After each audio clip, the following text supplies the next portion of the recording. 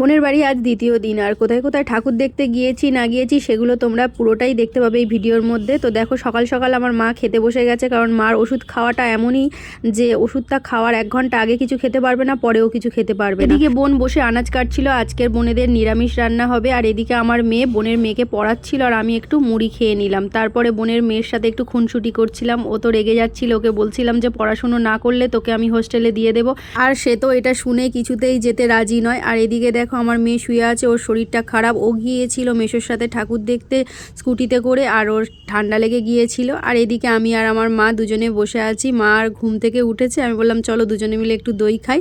তো তারপরে আমাদের ঠাকুর দেখার পালা। তো সন্ধে হতেই আমরা রেডি হয়ে পড়েছি, এই দেখো বোনের মেয়ে আর আমি, আর মাও ওদিকে রেডি হচ্ছে। এর মেয়েকে বলছিলাম যে তুই সবচেয়ে দস্যু, তো বলছিল হ্যাঁ আমি সবচেয়ে বড় দস্যু। তো এই দেখো আমি আর আমার মেয়ে পুরো রেডি, এবার মাকে নিয়ে বেরিয়ে পড়লাম। আর আমাদের রাস্তার ধার দিয়ে যে হারে বাস যায়, আর বাসের সাউন্ড তোমরা নিশ্চয়ই শুনতে পাচ্ছ।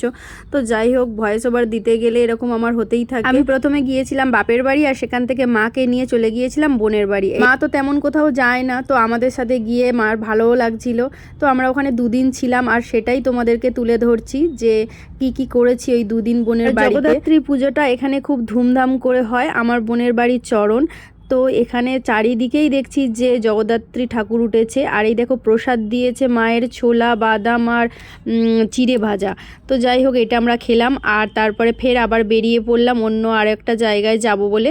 আর এই দেখো মৌমাছিটা, দেখো কাছ থেকে তোমাদেরকে দেখাই, কত সুন্দর লাগছে না মৌমাছিটা। আর এর ভিতরটাও তোমাদের দেখাই, বেশ ভিড় হয়েছিল, আর এখানে অনেক রকমের সাউন্ডও দিয়েছিল। যেহেতু অসুস্থ, আর মেয়েও ওখানে গিয়ে শরীর খারাপ করে ফেলেছিল, সেই জন্য সব জায়গায় ঠাকুর দেখতে যাওয়া হয়নি। তো কিছু কিছু জায়গায় ঠাকুর দেখেছি। এরপরে আমরা চলে এসেছিলাম ফুচকা খেতে। মা তো খায়নি ফুচকা, মা খেয়েছিল চুরমুর। তোমরা কারা কারা ফুচকা খেতে ভালোবাসো অবশ্যই করে কমেন্টসে জানিও। তো এরপরে আমরা চলে গিয়েছিলাম আরও একটা জায়গায়। তো সেখানে গিয়ে আমার মেয়ে মেলাতে গিয়ে বলছিল মা আমি এই বল খেলবো। তো আমি ভাবলাম যদি খেলতে গিয়ে যদি একটা ভালো প্রাইজও পায় তাহলে তো বিশাল ব্যাপার হয়ে যাবে। তো যাই হোক, মেয়ে তো এমন দান ফেললো যে কিছুই হলো না। তো আমাদেরকে ওখান থেকে বের করে দিল। আমরা চলে এলাম ঘুরতে ঘুরতে মেলায়। তো মেলা ঘুরতে ঘুরতে চলে গেলাম বাড়ির দিকে। তো ভিডিওটা তোমাদের কেমন লাগলো অবশ্যই করে জানিও, আর ভালো লাগলে চ্যানেলটা সাবস্ক্রাইব করে পাশে থেকো। বাই।